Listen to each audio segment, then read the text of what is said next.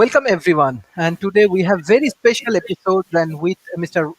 Rob, and we have another speakers. He will also join, Mr. Eric Dew.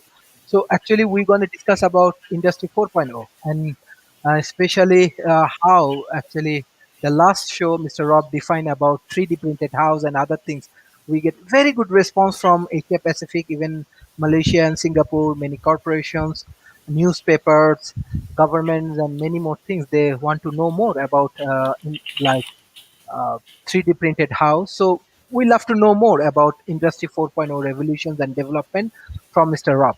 So, Mr. Rob, how do you want to share your experience and different kind of technology with our audience? Sure. As we look at kind of the next industrial revolution, we're talking about a number of core technologies, including artificial intelligence, 3D printing, quantum computing, and a level of industrialization we probably haven't seen since the last industrial revolution. Large disruptions, machines that can come in and do broad tasks. In fact, you look at 3D printing alone, the eventual goal of 3D printing is to turn a factory into a large automated 3D printer. The card of 3D printing are robotics. The idea of being able to use either stationary or mobile autonomous machines to carry out tasks. Where a lot of the developments going on, of course, that we see visibly is for autonomous vehicles, but that same autonomous capability is working its way over to weapon systems, factory floor, ships, and commercial shipping. So we're talking about a major change in the way we do things. It's going to have a massive impact on labor. What's kind of fascinating though is one of the impacts of studies that went into AI, where initially people were looking at robots replacing blue collar jobs and hourly workers. It was determined that the economics weren't right for that. It was much more likely that automation was going to take the place of jobs like mine first, higher paying jobs, because you could better justify the cost of the automation the higher up you were in the hierarchy. At the end, what we're going to have is a pretty significant fight between entities that want to replace labor and entities that want to enhance labor.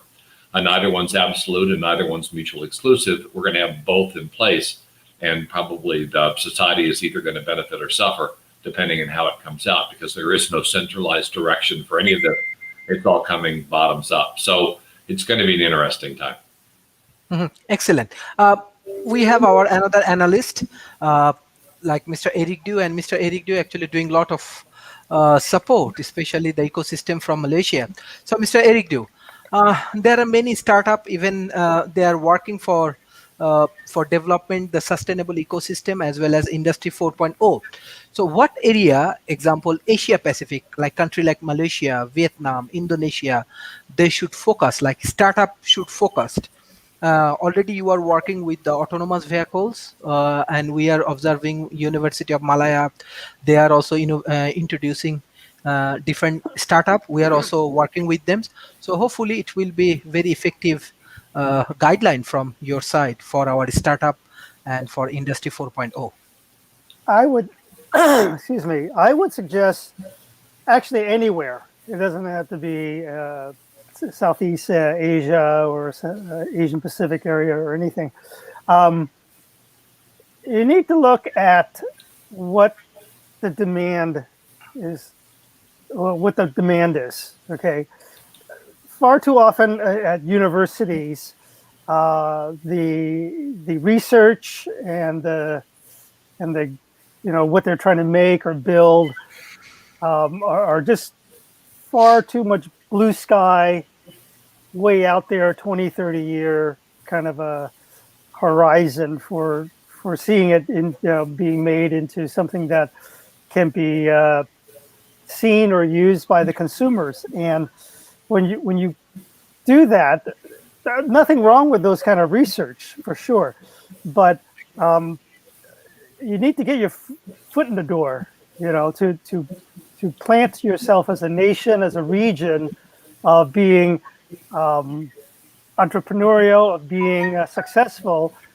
The only measure of success is adoption by the public. Are people using this thing. Okay, far too many times, people build things that are never used. Right, 80% of all technologies that people build never gets adopted, and if you don't get adoption, nobody cares. Okay, and at the same time, governments and generally you don't have investors investing in these things, but generally it's like government and institutional investors put money into these things, fund the schools, fund this, that, and the other, and they're going like, what the hell is our money going into, or anything like that. Even though, in some sense, that's the whole purpose of what government and institutional funding is for, is to sustain these things, because who knows what happens 20 years, 30 years down the line. Okay. But if you want to get best bang for the buck, have the people who are doing these kind of developments do something with a demand in mind. What is it that people want, and then build for that. Okay, and make, rather than what I keep saying is that don't make disruptive innovation, make incremental innovation. You know what people want, just give it to them that's better, cheaper, faster, whatever it is. And that's just an incremental improvement. It doesn't have to be, something like the Wright brothers building the new airplane. Okay, what you want to do is build an airplane that can go from, San Francisco to New York in 4 hours instead of the typical 5 or whatever it is. Okay, if you can do it in 4 hours, but you can still do it while saving fuel. That's an incremental one, because a lot of people won't even notice the 4-hour versus a 5-hour difference. Okay, but for an airline, that means you can do 5 trips instead of 4. Okay, and that makes them a lot more money. And if you can save fuel while you're doing that, that's going to make them a hell of a lot more money. Okay, those are the things that are incremental. They're not disruptive. Now, it could be disruptive if that airline that is built is made out of, I don't know, is using hydrogen fuel or some kind of whatever. Then that could be quite a bit disruptive in that sense. But if it's just a jetliner, regular type of a 737 shaped object running on jet fuel, but you're just doing it more efficiently or whatever because of the engines and things of that sort, that's an incremental innovation. And those things make a lot of great savings. And people know that they want this because, they figured out that, oh my God, these are things that's killing me. And then you can help them on that part. That's a great thing. Thank you, sir. Mr. Rob Inderly, my like there are many youth community, they love to learn more about Industry 4.0. Even many university and everything they are trying to develop, but their major question is that what are the components for Industry 4.0 revolutions? So how do you want to analyze this point? Well, I'm going to start off by disagreeing with Eric just a little bit. There are 2 paths typically for advanced development. One is to do, as Eric said, look for demand that's being unmet, and then develop something that goes into that particular gap. The problem with that effort is particularly when a demand is identified, a lot of people are chasing it. It becomes self-evident and obvious, and so you have a lot of competition. And when you're talking about education, that's pretty far down on the supply chain. So in other words, when education works on a technology, often we're talking in terms of half decades or decades to actually bring it through into market. And so if you're working on problems that you can see, by the time you can typically get it through that process, whatever you're developing is either obsolete or it's gone off onto an eddy someplace and the market's moved on. The other path is to try, and this is the way that some of the big labs in the United States did, the Bell Labs and IBM Labs did, is try to anticipate the demand of the future and try to develop for that future demand. And that there's a real opportunity there as well, but also problems, because you can get these development groups that are off developing things that are never going to see the light of day. In fact, during that period of time I was at IBM when they were doing this, we'd go into IBM Labs and they'd be developing all kinds of incredible stuff, but you never see it. I mean, it would never make it out of the labs and into market because the market either wasn't ready for it or IBM wasn't capable of actually delivering the product.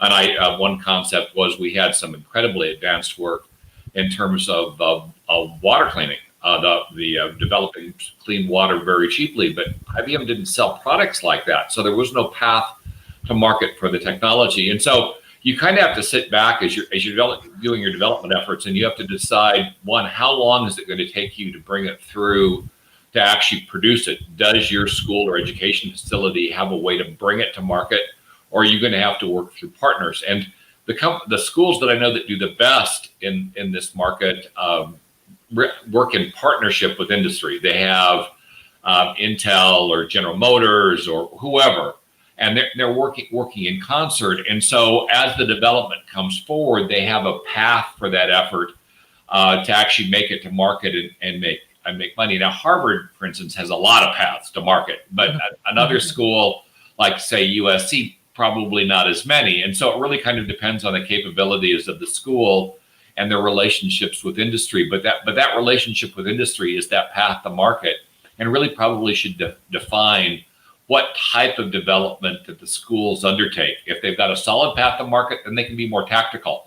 Look for existing places to fill holes. If they don't, then they've got to think out over the horizon, because it's going to take them a while to convince industry to pick this stuff up. Otherwise, they'll like that IBM or Bell Labs example, that they'll have a bunch of great stuff, but it'll never make it out of the school. It'll never generate revenue. I mean, they could have the most revolutionary cancer defense on the planet, but if it can't get to market, it does them no good. It's just a cost center for them, and they'll never get the returns. And so the goal really has to be holistic. It's not just developing the technology. It's how do you get it to market? How do you get it to revenue? How long does that take? And then that defines the underlying effort and where the school should focus. I completely agree with you on that. That is, it's like Kodak, right? I mean, they invented the digital camera, or the CCD, and then they go like, screw it, we don't need that because this is going to hurt our current revenue model, Or HP in the tablet, or Xerox PARC and Xerox PARC and the PC mouse and graphical user interface. The industry is rife with companies and development groups that have developed incredible things, but they had no path to market for it, and so exactly they're footnote in history. I think that is a problem for these companies, these corporations, rather than whether what we're discussing, whether you should go for something of immediate demand or pie in the sky kind of a thing. That's a corporate attitude, bureaucracy, and all that ought to change. Companies now really should think of themselves as germinating and creating innovation, rather than, oh, we are construction company, we are Johnson and Sons, and we must be doing XYZ. That's the era. That's a dinosaur. Being a company that does X for 30, 40, 50, 80 years is a thing of the past. You got to be nimble as a company, and you say, whatever we're doing in our labs, we'll figure it out, right? I mean, that's what the company is supposed to do, is supposed to figure out what the market is, and given that they have established, hopefully, a marketing channel and all the connections to all the various resources, it's up to them to make that happen, rather than to say, hey, we don't know what we're going to do with this water purification thing. That's a bullshit answer, I think, from the corporation. That the right answer is like, we'll figure it out, right? I mean, I don't know how to build water purification, but you did. Let's work together to see how we can make this thing common around the world, and then have everybody using it. Not this is not what IBM is. That's the old way of thinking, right? And I've been there. I've worked at many companies that where they say that's not what we do. Well, it is important though to kind of keep in mind where your skills are. So use Chrysler for example. Chrysler in the 80s, they decided, hey, we're going to go into boats, and we're going to go into planes. And what happened is they got so distracted that they fell behind in automobiles, which was their core revenue. And their boat and plane efforts weren't great because they didn't really understand the underlying markets. The better path often is when you develop a technology that you're not capable selling, then just find a partner that is. Exactly. Work with them to bring it. You don't have to be. Don't have to be the end all be all of a market effort. But on the other hand, if you're IBM and you're developing, water purification efforts, I mean, that's never really going to be your strength. I mean, you got it. You might as well find somebody else and they often do. When they develop this stuff, they go out and see if they can find somebody else that would buy the technology from them and carry it forward. But it's always going to be a tough path for a company because other firms won't buy technology from you and use it if they feel you're a competitor, because they figure you're giving an example. It's stupid behavior, actually, but it's the way the industry works. Is you don't buy something from a competitor because you don't do anything that will strengthen that competitor. And we've had other companies that said, screw it, we'll do this cooperation thing. Microsoft's kind of famous for it. You want to partner with us, your competitor? We're good with that. We'll balance that out. We'll embrace and extend. Yeah. Exactly. Yes. We'll figure out how to make it work, but it's got to be consistent with your culture. Because, for instance, if you were to do the same thing with Oracle, it would never work, because Oracle just believes that our stuff is our stuff and everybody else can go pound sand. And so any kind of a partnership you do with them is probably going to fail, because they're never going to be a sincere partner. So it's all kind of goes into factoring what are you good at, and then putting the resources towards whatever that's going to be. And when you're doing strategic development, you're really looking at a marketplace that's, say, 2030-ish or whatever. And so you're really trying to imagine, what's the world going to be like in 2030? What's that world going to need? And what is it we need to develop? And one of the clear examples right now is the ultracapacitors. Right now, batteries aren't cutting it. They are just fundamentally not cutting it. We have electric cars. We're talking about electric planes. You're not putting a hell of a lot of weight in a plane and going to have flat on battery. You've got to get the weight down. Now, ultracapacitors and supercapacitors look really compelling because they're light. You can charge and discharge them very rapidly, but they don't have the energy density we need, and they leak. So they don't retain the energy long enough, and you need a crap ton of the things to do anything with, which is practical. What, making things more efficient. That's what the industry does. Finding out where the leakage is coming and patching that. That's what the industry does. And whoever comes up with an ultracapacitor that can replace batteries, they'll write their own friggin' ticket. But if you look at the battery companies, are they really working on this? Or are they looking at ultracapacitors like they're competitive and saying, yeah, we don't want to touch that stuff. It's going to damage our battery market. But what's going to happen if they don't is somebody's going to develop that. It's going to be somebody else. And rather than we have a term in the industry called eating your own children, and arguing that it's better to do it yourself than have somebody else do it. Because what happens is that other company comes up, like Apple did in the telecom industry. They come to market with that technology, and suddenly you're out of business. I mean, you cannot pivot to the new market, and people are complaining about the fact that the pensions are no longer funded, assuming they still have pensions. So in the end, it comes down to the fact that you have to be bold. You have to look off into the future, but on the other hand, you can't go ape shit, because if you go crazy, then you're off developing stuff that you can't even if you're successful, you can't bring to market, and it's that stuff you don't know. How do you sell something? For instance, let's take a technology company. One of the big areas is now going into industrialized farming. It's great. The robotics side of that is an obvious place for the industry to go into, but you don't want to go full on into farming, because nothing about growing vegetables. So that knowledge gap is going to undoubtedly result in failure. So you don't have to stay in your lane, but you have to understand what it is you're good at, what it is you're not good at. And if you want to go something, you have to fix that not good at part, not pretend that it's going to be easy. Or you partner with somebody that already has the knowledge, and that lowers your overall risk, and you run the market that way, which is almost always the best path. Yes.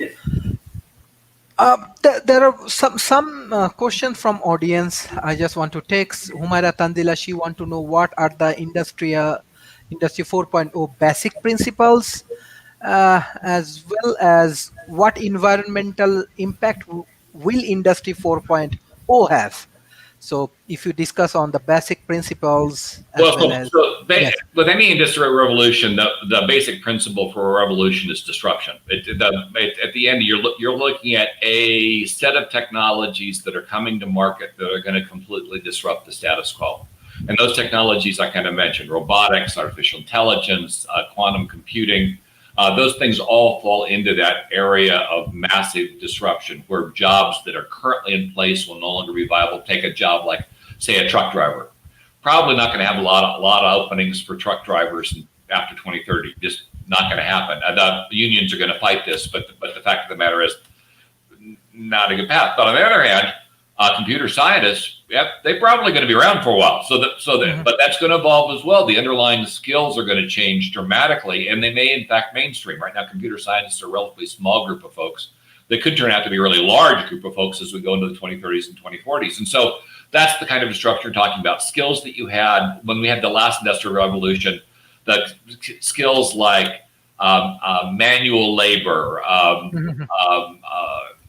certain kinds of carpentry, certain kinds of soldiery. Being a bowman, for instance, not going to work out very well once you've got gunpowder. So in the end, you had a disruption that came in. You had water power that took carpentry, where you were building wood and the rest of it, and industrial wood mills, and you had all the people that were writing books. Well, now you had printing presses. So a lot of people are writing books, but you need typesetters. And so what an industrial revolution causes is it causes a massive shift, both a physical shift in terms of labor and a cultural shift in terms of hierarchy. Because suddenly all these folks that are out there working the fields, well, now that they can actually earn a much better wage doing things like running tractors or whatever during the post part of the industrial revolution.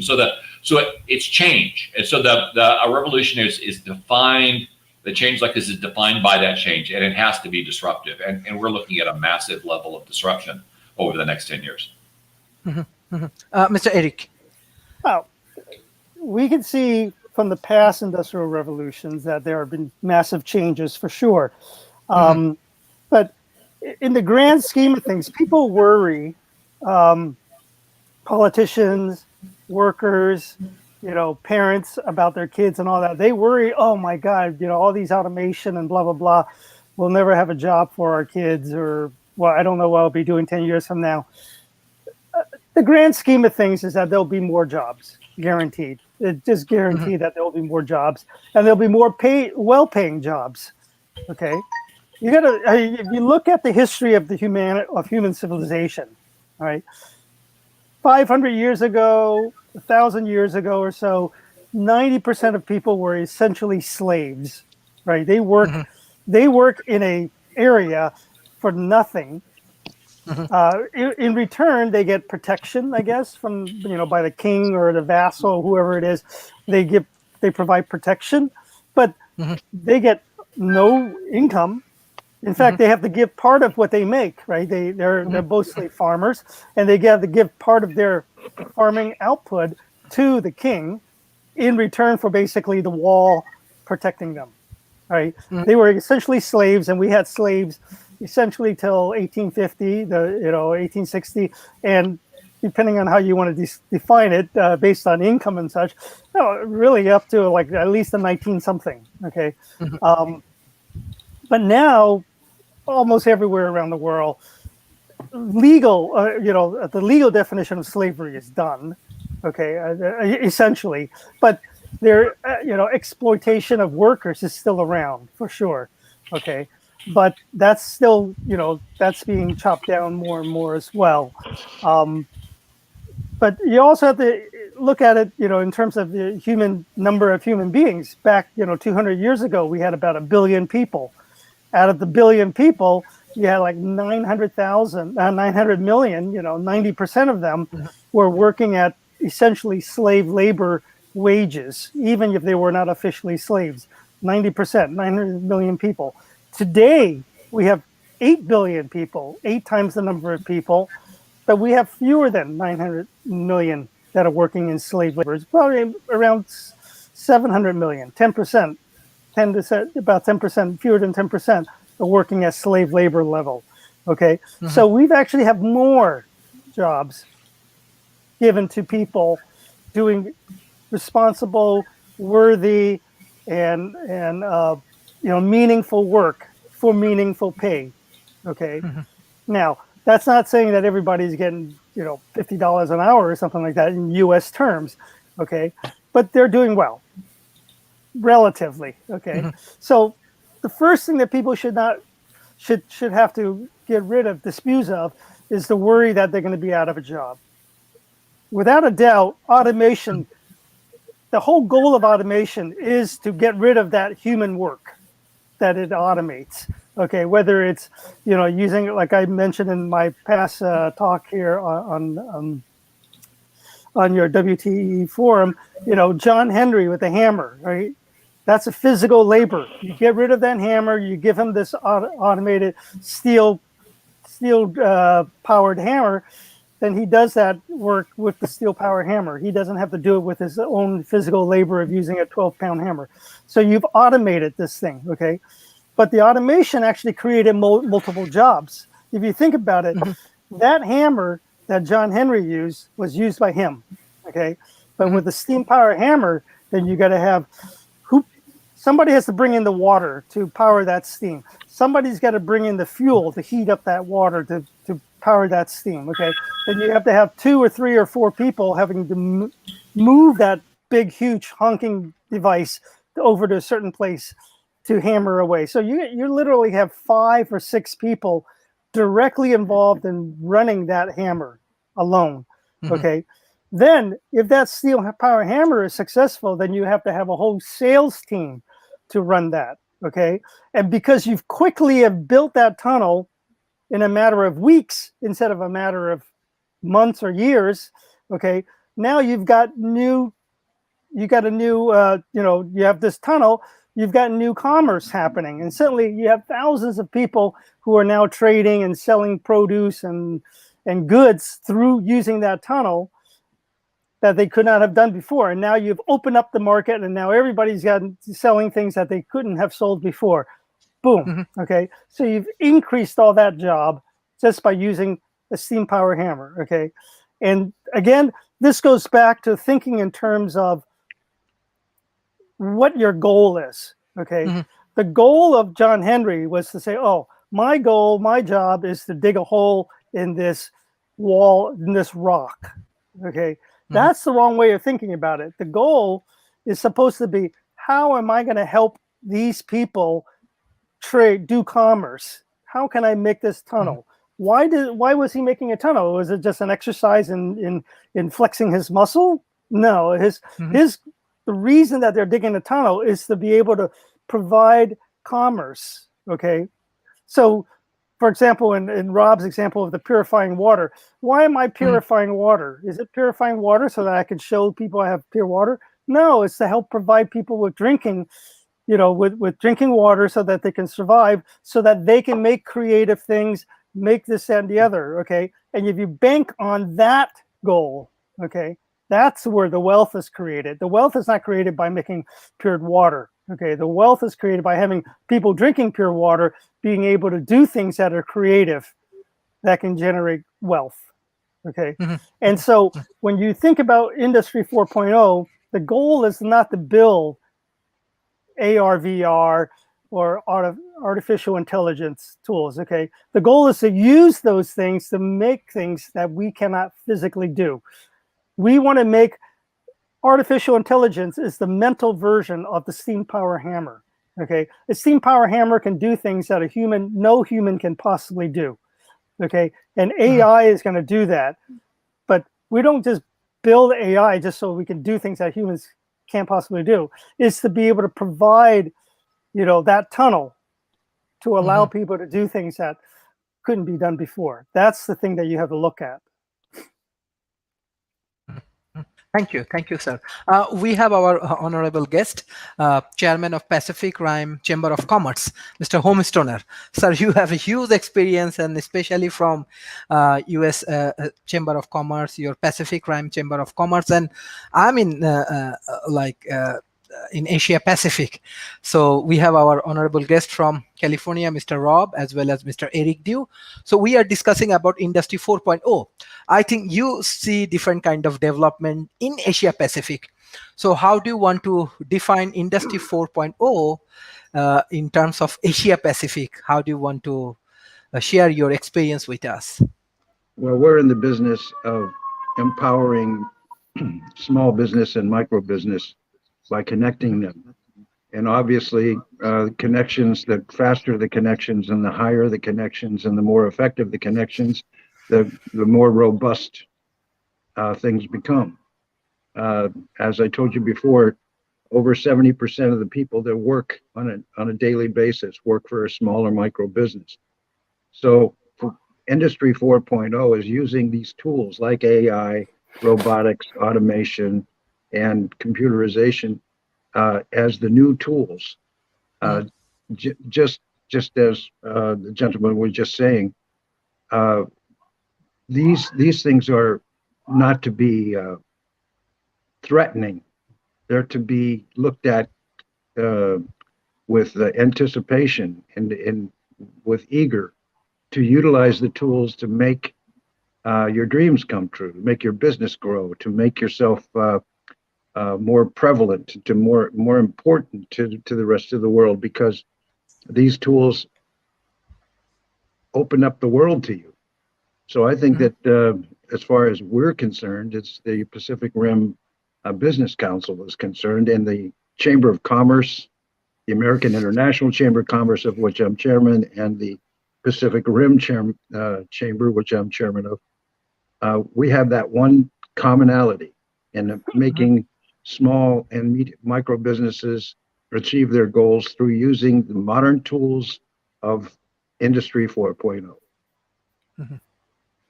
Thank you. Mr. Rob and Mr. Eric, Mr. Homestora come up with one of the important points, especially for a small business. So what is the impact of Industry 4.0 for small, medium enterprise, even new startup and these things? How do you want to define their situations and what the opportunities they have, especially small, medium enterprise? Well, they're significant, but do realize that when we're talking about an industrial revolution, we're talking about a lot of change and turmoil. And what a friend of mine talks to is called the flux mindset. Is the folks that are going to survive are those that thrive on change. Those that are going to have difficulty are the folks that resist change. Because we're going to be hit with change, whether we like it or not. Think of it as a big wave. You've got a choice. When a big wave's coming at you, if you're a surfer, you can either ride the wave or let the wave hit you. Typically, the ride the wave thing's a heck of a lot less painful. But the fact of the matter is this industrial revolution is a big wave. It's going to drive an awful lot of change, and a lot of that change has to do with automation. And as we look at this, for instance, this recent COVID event, the underlying changes that happened in culture are dramatic.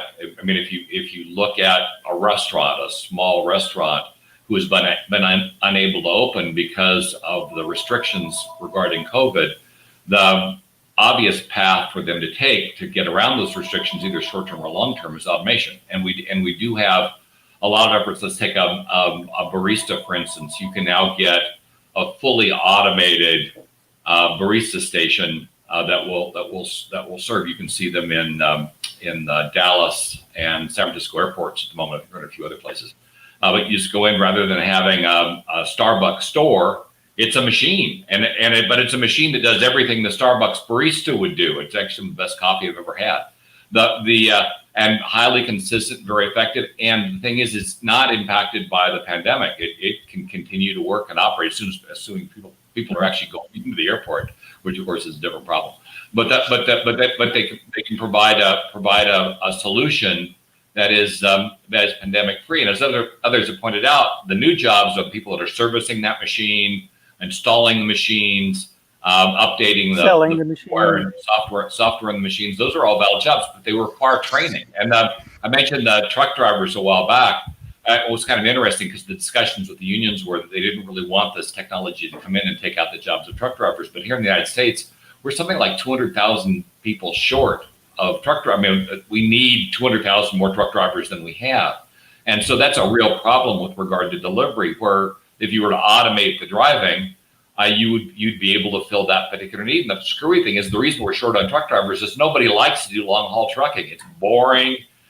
They pay. It kills your back. Yeah. It kills your back.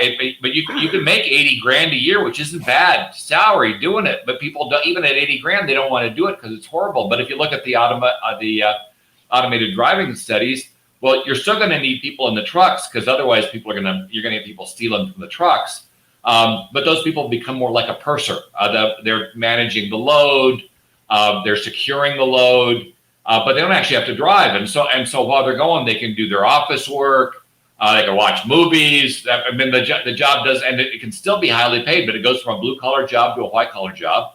It is more technical. They're going to have some certain skills with regard to working with the vehicle, and the end results can be a heck of a lot more enjoyable. But you have to be willing to change. If your entire life is, hey, trucking is for truckers, and you have to have humans driving the truck, well, you're probably going to go obsolete. It's not a good outlook. Now, it's not going to happen tomorrow. But 10 years, you're going to be in real trouble. And so for small business, you kind of have to look out over the horizon and say, okay, what's the technology coming in? How can we best make use of it? How can I roll with the punches? But how can I also make sure that I'm not going overly aggressive on a technology that's not going to actually go anyplace? To give you another example, during the Carter administration here in the United States, we had a big push for solar energy. That was going to be the future. And eventually, it was certainly going to be the future. But Carter was a 4-year president. Reagan came in and killed all those solar energy plans and the subsidies. And a good chunk of my family, the richest part of my family that owned the power plant in Phoenix, Arizona, they became the poorest part of the family overnight because they invested it and hawked the company to go into solar, and solar went right through the toilet. So the end result is you do have to be willing to take risk. You have to be willing not to take unreasonable risk. And what you don't want to do is you don't want to ignore the fact that change is coming, and you have to be prepared for it, because the time to prepare for that change is before the change hits. If you wait till after the changes hit, it's going to be too late.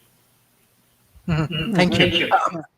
Mr. Eric Du, so what's your advice for small, medium enterprise? For small businesses, the way I would like to define small businesses is they are what we call, I think, in the investment circle, as lifestyle business, meaning that people are doing this because that's all they can do, rather than this is something that an investor would be happy to, throw $1 million at.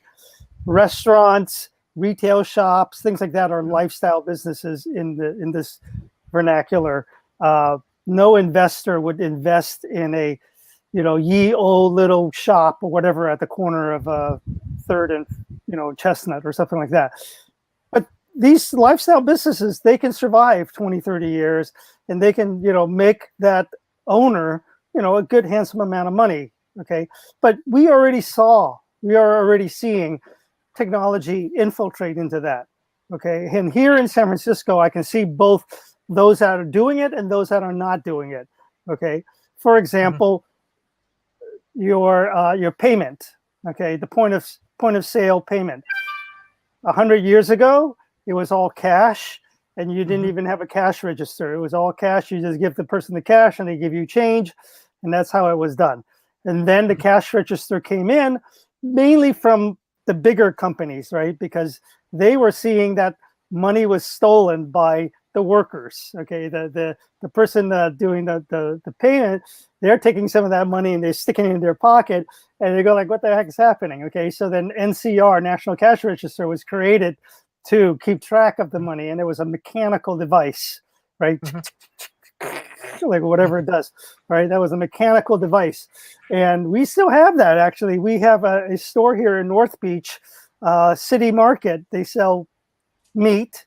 They're a butcher shop. They sell meat, and they actually have one of these mechanical cash registers. The guy punches in, has to do this cranking thing, and it comes out with a piece of paper. Really nice and really cool. But he's his own business. He's going to steal from himself. That's not going to happen. But the thing is, he still takes cash. Okay, no credit card, no Apple Pay, no this, that, and the other. Okay, he still takes cash. So does most of Chinatown in San Francisco. You can only pay cash. What happens when you do that, when you only pay cash, is that you're going to make it difficult for tourists to come in from other countries, that is, right? If you're coming in from Europe and you have a pants full of euros, or you have credit cards, San Francisco is not going to take euros. Okay, so you have to go somewhere and convert your euros to dollars, and get that and then buy things. Or you can use credit card. Well, in Chinatown, you can't use credit card because they only take cash, and they all speak Chinese. So if you don't speak Chinese, you're SOL too. Okay, so this is an example of not adopting technology, Chinatown, and that's why they are kind of like barely swimming and treading water. Or you can adopt the technology and sort of move on. But they're also treading water, but primarily because of the pandemic, and that's causing a lot of tourists not coming here. Fisherman's Wharf is in San Francisco is primarily tourist space. People, locals in San Francisco do not go to Fisherman's Wharf to go eat. Okay, so the tourists go to Fisherman's Wharf to go eat, but they do pay by credit card, and everybody's happy with that. And they're taking on to new technologies to capture that. What Fisherman's Wharf have to do is to use technology to market back to the San Francisco locals, and they're not doing that. And in fact, I am working with them, and we're figuring out how to do that, for example, because they need to return to capturing the home market and getting the locals to come back, because the tourist isn't here, so they got to figure out that. And I'm working as a volunteer here in San Francisco with the North Beach Neighborhood Association to figure out how we can, provide better marketing tools for them, using websites or whatever it is, to get the San Francisco Fisherman's Wharf restaurants to be more noticed by locals. So that's technology, using technology to do things like that. Excellent. Mr. Homestoner, like I know you have thousand and thousand small medium enterprise under your organizations. Like some days I ask you to send me some companies information. I think you send me more than 5,000 companies informations. You have huge experience. So what your advice for Asia Pacific small medium enterprise? And yes, as present situation. What advice to do? What end result? What are you looking to? Exactly, definitely for Industry 4.0, we are discussing that how they can adapt this Industry 4.0. Example, Malaysia moving forward with 5G network, internet connection for 5G. Well, so and how in your part of the world, from I would say the southern part of China, down through Indochina, down into Malaysia and over to Bangladesh, and probably as far over as India. You find that the population is so much younger, the mean population, than the rest of the world, that now you have this enormous population of young people. True. And you have this anomaly of these young people opting out of working for the government and opting out of working for these Microsofts and Tencents and all of these big corporations, and trying to build either a company that's viable or an acquisition target. And to do that, they have to catch up, and they have to be part of the system. They can't be, as the gentleman was saying, you can't be outside the system, or you're going to be in a rearview mirror very quickly. You have to learn how money works and how supply chains work, and how to utilize the internet, and what is an app? How does it work? Why would you need one? How do you get distribution? How do you increase sales? All of these things now, when you were a small company, you never had to worry about that before. But now you definitely have to worry about it, because if you don't worry about it, you won't be around very long. And now the pandemic has brought all these things out of the closet, so that now people have shown their underwear, if you see, so to speak, of their weak points. Now they know and they realize. But I would suggest that it's a three-step process. First of all, is telling people the old ways are not going to work anymore. You need to educate yourself on the system of the future system in the 21st century. Number one is education. Number two is integration.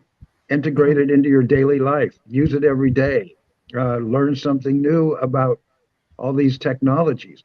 learn how to use them on a regular basis.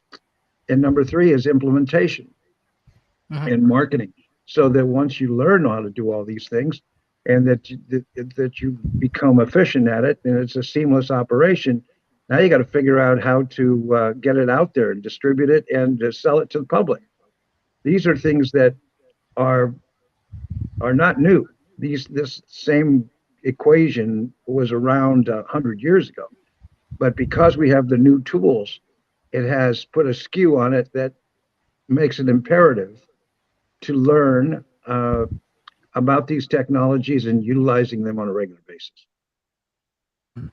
Thank you.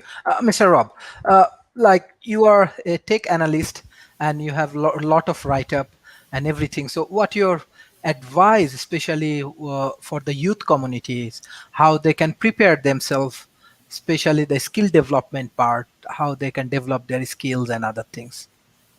Well, the first step, it's involved in these questions for a lot of years. The first step is you really have to decide what it is you like. Often, and we've had this problem in the technology industry for a while. It was most pronounced in the 90s when we had what we called a bubble, where we had huge incentives to get people into engineering, and a lot of people didn't really like engineering, and so they were chasing the money, and they really weren't chasing jobs that they liked doing. So first step for anybody that's trying to figure out a career future is you really have to figure out what is it you like. Do you like working with technology? Do you like working with people? And then let that color the direction you go in. Both areas are going to have opportunities. If you like working with technology, obviously that's the area that I'm most familiar with. And the areas you're going to want to focus on are the areas that are a little bit on the cutting edge, to make sure that when you come out of school that there's an opportunity for you as opposed to legacy. However, I should point out that some of the best jobs that I've seen of the last decade were people that actually worked on legacy technology, because everybody went to the new stuff. And suddenly we had a huge shortage of people that could work on mainframes. And so those folks that said, hey, I recognize there's going to be a shortage of people working on some of this old stuff. I'm going to fit within that shortage. Now, it's not huge. It's like folks that are working on classic cars. It's good money, but it's not a huge industry. It's not the automotive industry anymore.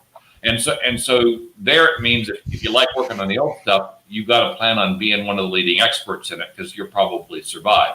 If you're kind of in the middle someplace, you're going to be done regardless. So finding something you love, finding something you can excel in, and then anticipating where you want to be in the market once it matures, then lays out a kind of an education path for you. And then also, as you're going through the path, revisit it from time to time to make sure that what you thought was going to happen is actually going to happen.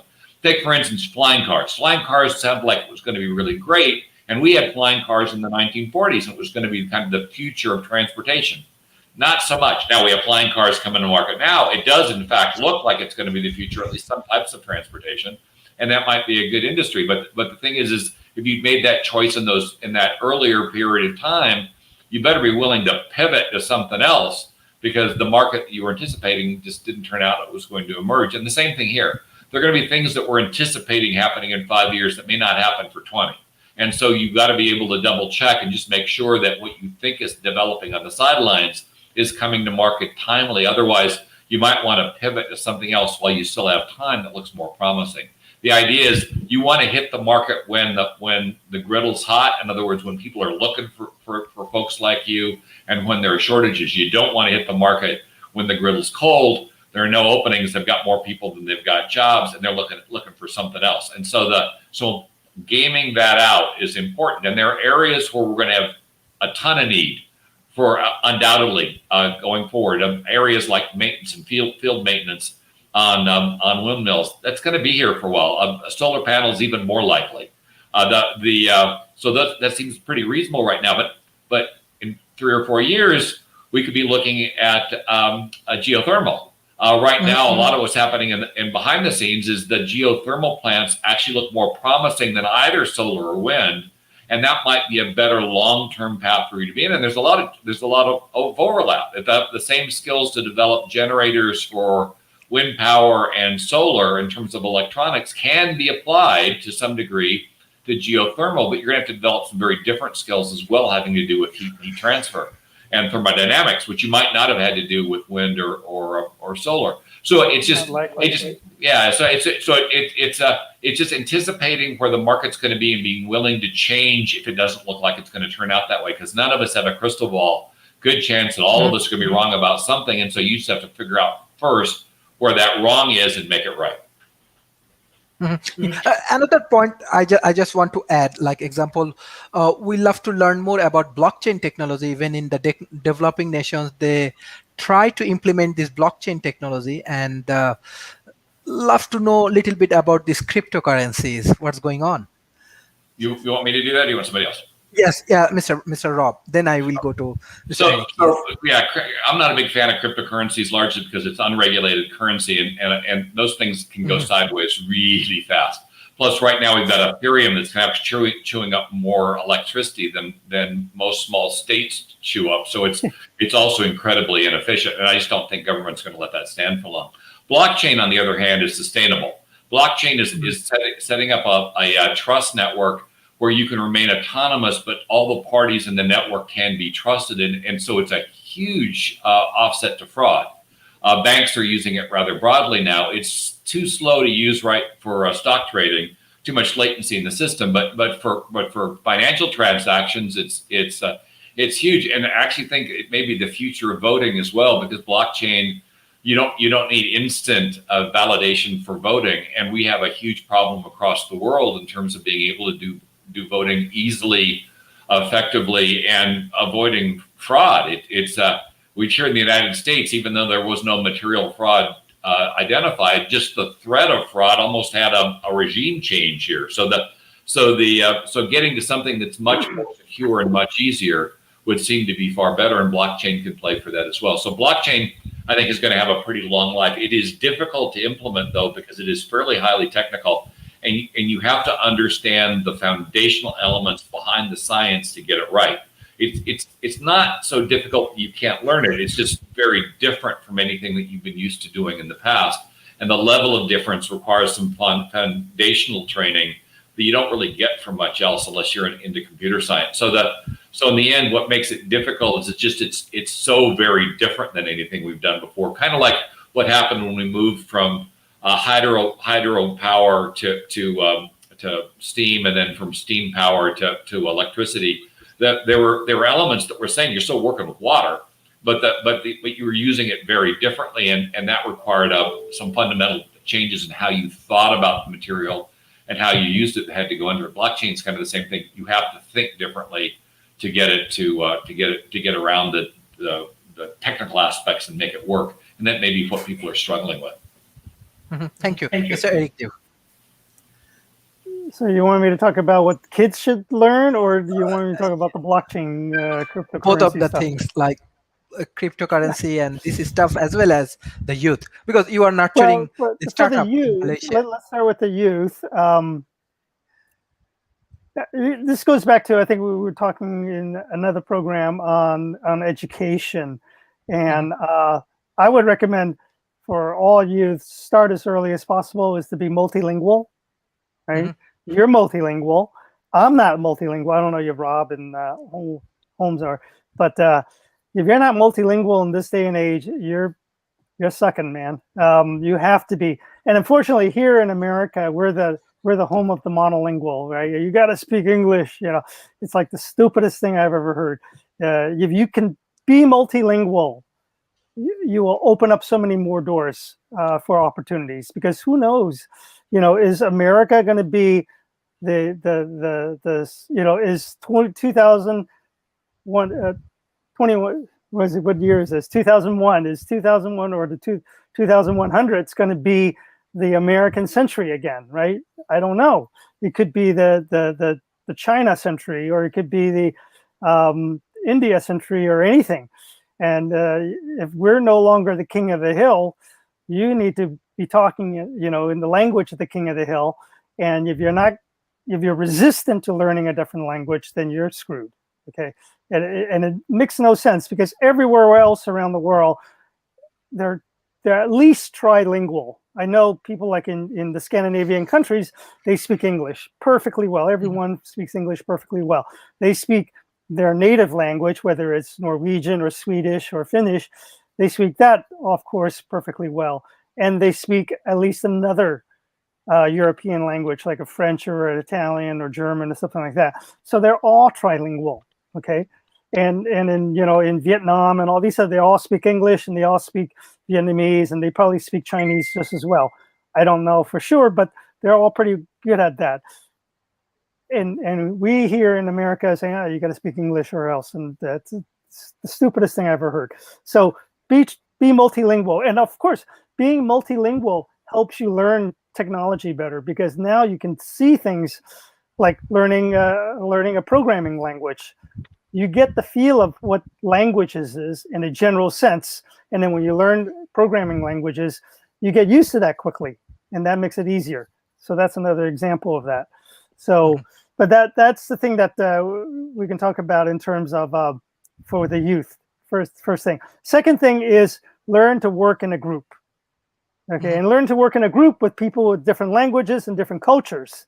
That's more important too, because you need to know how to work with people in different cultures, because you will be working with people in different cultures. And if all you do is learn how to work by yourself, learn how to work with people like you, then you'll never be able to work with other people. You will never know how to interact with them gracefully, socially, in a positive business-wise, and know how not to get exploited by them. Those who know how to work with other people will know how to take advantage of you if you don't know how to take advantage of them, or how to protect from that. So that's the second thing. Know how to protect yourself by working with groups, and do that as early as possible. If you can start working as a group when you're 5, 6 years old, then when you're 25, 26 years old, you have 20 years of experiencing working with different people in a group setting. 20 years of that, you'll be comfortable working in any situation. Okay, and you won't be scammed or exploited or misunderstood or anything like that. And you will be farther up in the line in being able to talk to other people and getting into other places much further. And that's key to it. Okay. Now, as far as the Bitcoin and the cryptocurrencies, like what Rob said, we're burning up energy, running these crypto mining, Bitcoin mining kind of a thing. Right now, what it looks like to me is what happened in 1849 in California with the gold rush. Okay, people, there's gold in the hills, and they go out there and they're digging for it, and all these other people. The miners are going to get nothing at the end. Okay, the people who are providing the tools are going to be wealthy. Okay, and think about also is, what about the gold that people dug out? Okay, what is the value of gold? The value of gold from 1849 to now has probably increased, like, I don't know. I mean, you can go look at what it is now. It's like $1,000 an ounce or something like that for gold. Back then, it was like 10 cents an ounce or whatever, and it may have gone up to like $1 or something like that. It has done nothing. Okay, if you had invested in gold in 1849, you have invested in the worst investment vehicle ever. Okay, of all the different types of investment vehicles that you can put your money into: equity, stocks, bonds, okay, loans and all that, real estate, precious metal, all these kind of things. Okay, gold and precious metal would be the worst form of investment you can do in the long run. Thank you. And it's the same thing with Bitcoin. It's going to be the worst in the long run. Thank you. Mr. Homenstoner. Yes, sir. Yes, once again, we get back to currency, and small and micro businesses are so far out of the curve when it comes to cryptocurrency. And yet they, as we were saying before, blockchain is on fire. Blockchain is making things so efficient and so security conscious, and it's so readily available, and it can be so readily accessible that it's being embraced. But cryptocurrency, as was said before, has no regulations. No, when you're a small business, you want to be safe. Safety is the most important part. Blockchain is the methodology of the future. Crypto, good luck. Thank you, thank you, thank you, sir. Thank you. So we directly want to go for the concluding remarks, but before that, there is a one question from Brenda. I think she is one of the responsible for Industry 4.0 development in South Africa. Her questions for our speakers: what do you think is the key skills to have in Industry 4.0? Mr. Eric? Well, I said the key skill is multilingualism. Okay. Okay. You gotta. I mean, things like, oh, you need to be able to write Python, or you got Ruby on Rails. Programming languages last like 5 years. Okay, so if I were to tell you, oh, you got to learn Python, by the time you've learned it, it's a dead language. That's unfortunate about programming. I've gone through, from the time that I started, and I haven't learned all languages or anything. We had BASIC, we had Fortran, we have C, we have C++, we have C#, Objective-C, and then we have Perl and shell scripting and all the whatever. They all have about a 5 to 6 year lifespan, and then it becomes Java and JavaScript.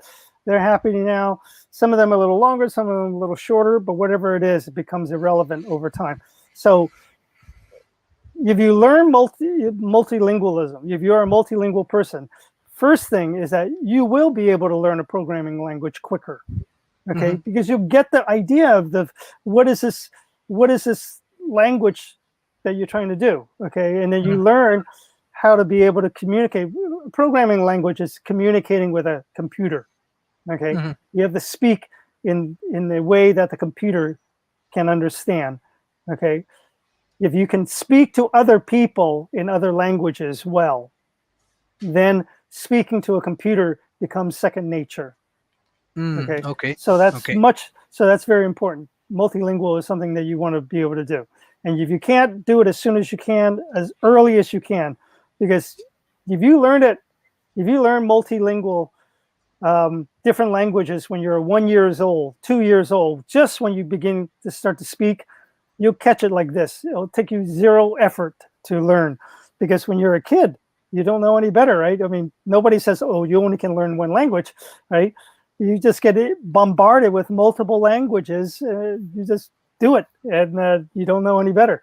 I can tell you, for example, my nephew, my brother and his wife, my sister-in-law speaks Spanish natively. Her family is from Mexico or Central America, so she speaks Spanish natively.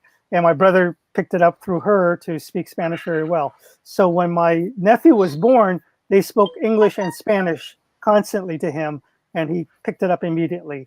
And at that time, also, my mother was babysitting him, because they were, my brother and sister-in-law were, going off to work and all that. So my mother was babysitting my nephew, and she spoke Chinese to him, and he picked that up immediately. And, the moment he started to speak, he was trilingual. He spoke Chinese, Spanish, and English, no problem. Okay, it was just like intermingled and all these other stuff. But then after my mother passed away, he lost his ability to speak Chinese, and now I think he's picked it back up, but he has to learn it instead of just being comfortable in it. But his Spanish and English is, of course, fluent, and that's what you want to be able to do. Just immerse yourself as soon as you can. And the parents can do the best thing just to do that. And if there's any sort of access to internet or whatever, just put it on the web, YouTube or whatever, and have it just kind of like flow into their heads listening to that. And that would be the first thing. That would be the best thing. Very simple to do. There's no cost involved, I think, in that way. So get that happening. Excellent. So as like technologies and many things actually adapted with all of the corporations and other things. So what will be the futures? Like, do you think that AI will finish all of the jobs? We are just problem finders. AI will solve many problem, or how It's a we should tool. adapt? It's a tool, right? I mean, it's just a tool. It's Mhm, like the hammer and mhm, the steam power hammer that I mentioned. Okay, it's just a tool. You got to. It's up to humans to decide what we're going to do with this thing. Why do I want to use AI? Who cares? At the moment, I have no use for AI. Okay, but someday it's going to be as natural as using a steam power hammer. Nobody uses a manual hammer to dig into rock anymore, right? They just use a pneumatic hammer or something like that, and just boom, boom, boom, boom. They do that every time they have to dig up a street. Okay, nobody uses manual labor anymore. Okay, and that's the way things are going to be with AI. Nobody's going to use a manual thinking or whatever it is to do something that AI will be able to do, because AI is going to create something, and then we can say, here it is. Okay, what that here it is I have no idea, but it's going to be something that is going to be second nature to humans. Okay, in the same way that I'm looking at you through a screen on a laptop that is maybe a quarter-inch thick. Okay, I can do this. 20 years ago, I would be, I would have to have a separate camera, and I would be looking at a CRT screen, a television monitor that would be 30, 40, 50 pounds. Okay. At least, this thick. Well, you can't see my hands, but it's going to be, it's like 20 inches thick, because you have to have the electron beam thing behind it to generate the screen, the images. And we would have to have a separate camera that would be big and probably costs about $3,000 or something like that in order for us to do this kind of a talk. And it'll be all lagging and scratchy and all these other stuff. Now we can do this, and it's like no big deal. Okay. The fact that we can do this is because of the technology that we created, and we're just using it. Okay. Is this the optimal use of what this technology is? It works. We're doing it, and that's what it is. So just let people play with it. Is what I'm saying. You're going to create AI. It's just a tool. It's like a hammer. Let the mhm, kids, let the the youth use it, play with it, and figure out how best to use it. I don't know what they're going to mhm, do with it. I'm not the one that's going to prognosticate. Okay, mhm, and nobody should. Okay, nobody should prognosticate. People will figure out what they're going to do with it just by doing it. Okay, just by using it and playing around with it and figuring it out. Right? Communication that we're doing here, through the computer, was probably never envisioned when the actual computer was created. The ENIAC in 1946 or whatever it is at the University of Pennsylvania, the very first computer. Okay, digital. Well, it wasn't digital, but it was powered with transistors and all that. When the ENIAC was created, it was to help do calculations. It was just a glorified room size, huge room size calculator. Okay, that's what an ENIAC was a calculator. Okay, making it into a computer, that the evolution of that from a calculator to what we're doing here, where I'm talking to you as a communication device, okay, was never foreseen. Okay, mhm, so what you're saying about, well, what's AI going to do? What kind of intelligence is it going to do? I have no idea. I have no mhm. idea. Okay, and nobody has. Just get it out there and let people use it and see what they can do with it. And then they find it fun. Maybe they make games. Generally, games are what the first thing that people do. Okay, that's generally what happens. Okay, is games. Right. I'm sure very soon after ENIAC was built, somebody did some game stuff. Like guess the number or something like that. I have no idea. Okay, so games are very, very quick to be a application of any new tool. And then once that happens, and people are going to say, "Oh, okay," and then they do things, and we'll see. Yeah, I have another interesting question because recently Clubhouse playing a major role. Do you think this Say again, what? Clubhouse, like many people actually join for Oh, Clubhouse. Okay, yes, I'm yeah, not for familiar with conference. it, but Okay. So yeah, I don't know, like it will be the features for conference and discussion. What do you think? Like, I don't know what Clubhouse is. I all I know is this. Okay, take a look at what Facebook was 15 years ago, 20 years ago. I don't know when it was. I think 15 years ago, right? 2005, right? 2005, 2006. What Facebook was then versus what Facebook is now. What about Twitter? What was Twitter back then? Was Twitter now? It has evolved. Things mhm, have evolved over time, and what they were before is not what they are now. So what you're going to ask, oh, what is Clubhouse? What's it going to be?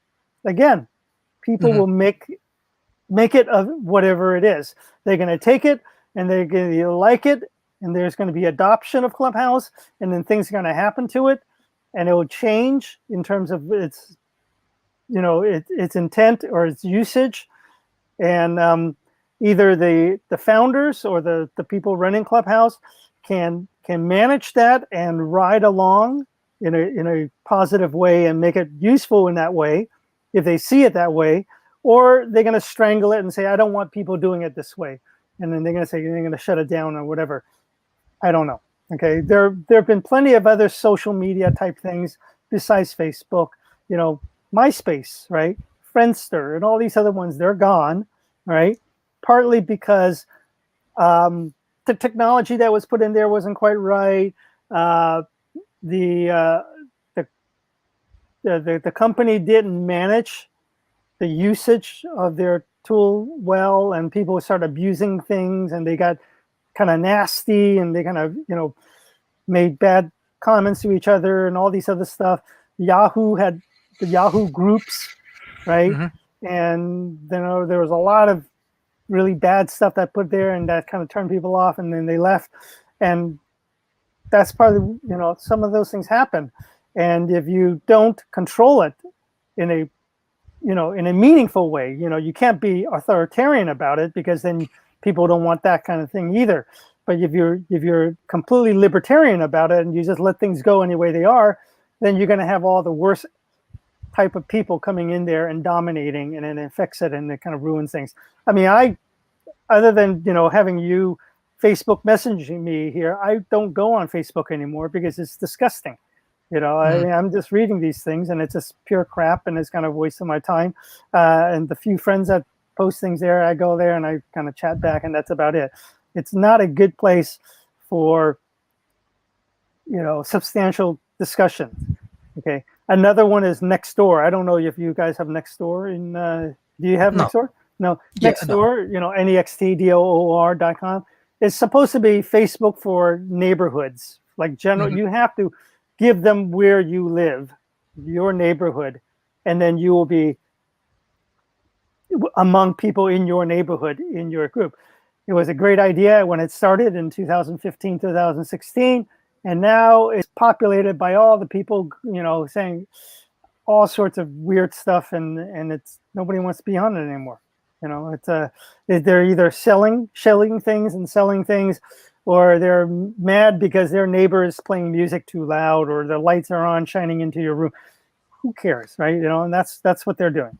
And again, mhm. the companies next door, the corporation has to control that, but it's very difficult when you have millions and millions of users and they're all talking at the same time. How do you moderate that? So Mhm, mhm. Thank you. yeah, It's really, really nice discussions. I think our youth community can understand what they have to do for their career development, don't be especially. shy Yes. in tackling that technology. Somebody drops the technology in your laps. Don't be shy. Play around with it. Break it. See what you can do with it. Basically, it's like it's like a new friend that comes up to your neighborhood. Okay, except you can knock it around. You can punch at it. Okay, you can punch at it at technology. You can't punch another person. That's not good. Okay, but you can kick it around. You can play with it and see whatever, and then figure it out, and then have fun with it, and then tell other people, hey, this is what I can do with it. Okay.